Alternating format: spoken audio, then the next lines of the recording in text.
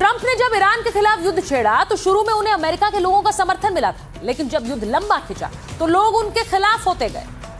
Trump से America के लोगों की नाराजगी देखकर लगता है कि वो ईरान से लड़ते लड़ते अपने ही देश में हार रहे हैं।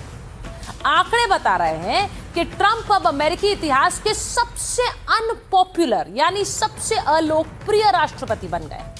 यूनिवर्सिटी ऑफ मैसाचुसेट्स एमहर्स्ट का सर्वे बताता है कि अमेरिका के 63% लोग ईरान पर हमले के खिलाफ हैं।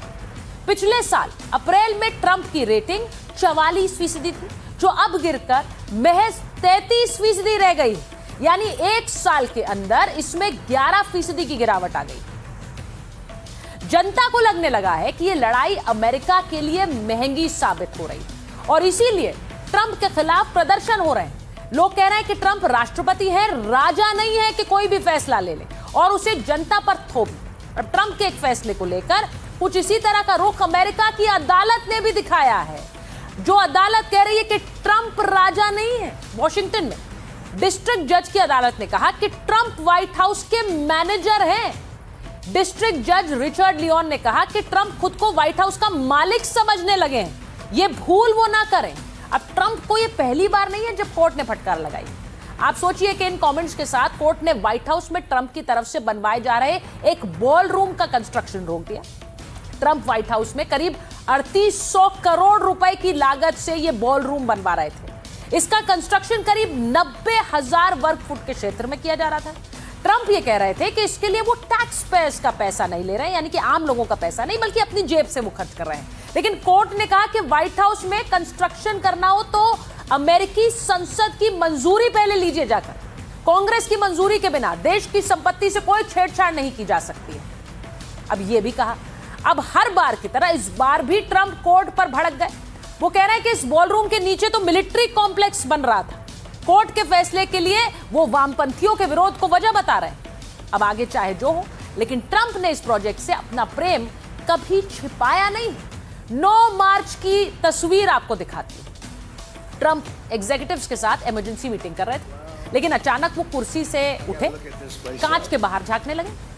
उन्होंने कहा, वाह क्या नजारा है। ये तस्वीर देखिए सर। Wow.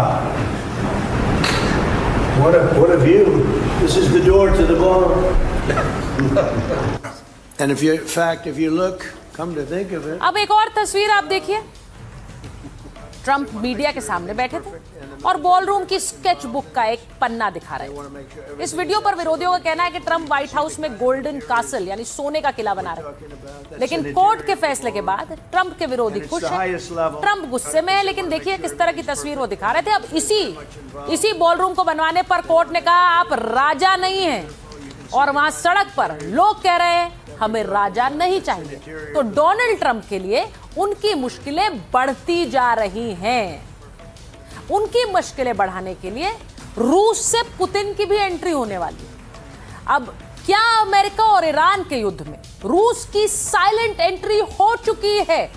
क्या रूस ने अपने सबसे वफादार खूंखार लड़ाकों को मैदान में उतरने की छूट दे दी? चेचन फाइटर्स, चेचन्या के लड़ाके और पुतिन के बेहद करीबी माने जाते हैं फुल फ्री। ईरान और अमेरिका की लड़ाई को लेकर चेचन फाइटर्स ने बहुत बड़ी बात कही।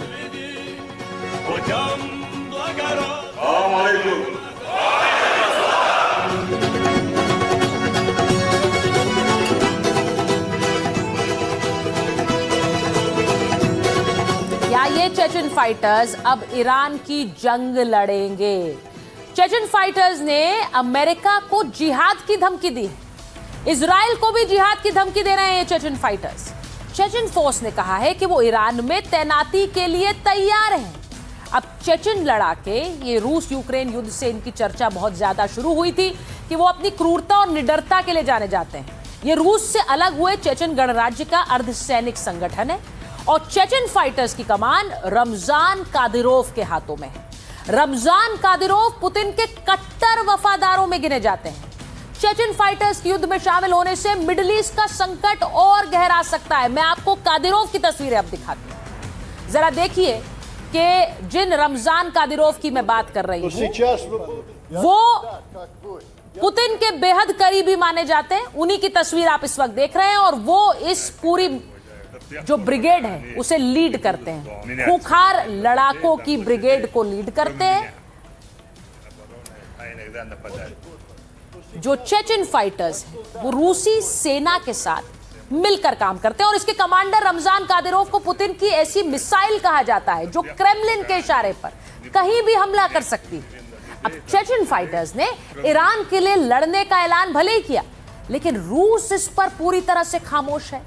हालांकि ईरानी जो रेवोल्यूशनरी गार्ड्स हैं यानी IRGC, उनके प्रवक्ता इब्राहिम ज़ोल्फागरी ने इसको लेकर बड़ा दावा कर दिया है। वो क्या कह रहे हैं?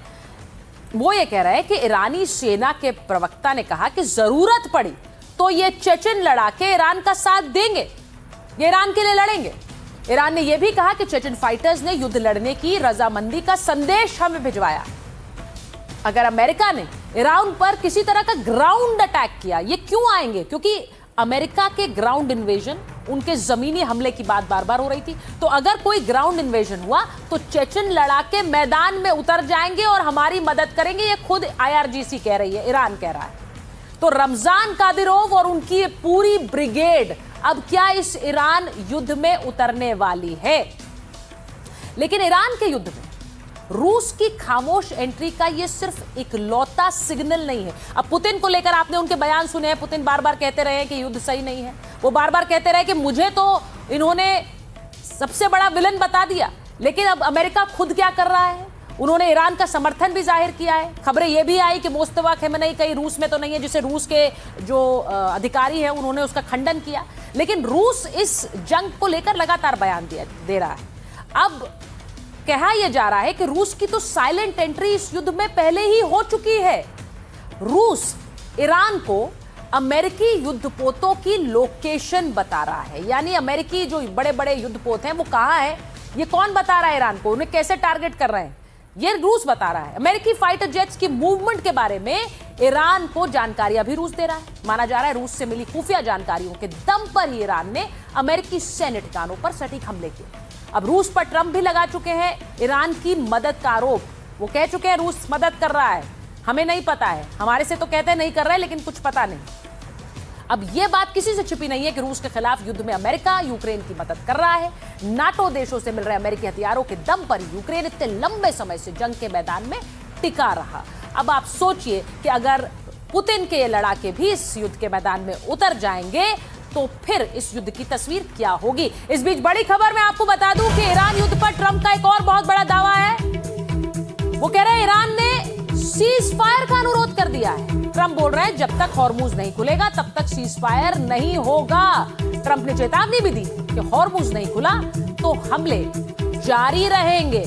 तो ये बड़ी खबर मैं आपको बता रही हूं। डोनाल्ड ट्रंप का कहना है कि अगर हॉर्मुज नहीं खुलेगा तो ये हमले जारी रहेंगे। ईरान युद्ध पर ट्रंप का बहुत बड़ा दावा है। सीज फायर की मांग ईरान कर रहा है, ये ट्रंप का कहना है, लेकिन हॉर्मुज नहीं करना। अब मैं आपको यह भी बता दूं कि ईरान ने भी इस पर पलटवार कर दिया है।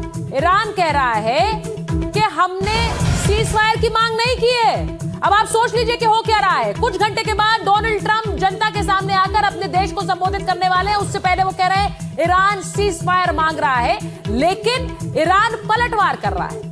ईरान ने कहा हमने सीज फायर की कोई मांग नहीं की है। ट्रंप के दावे के फौरन बाद ही ईरान ने यह बयान जारी कर दिया है।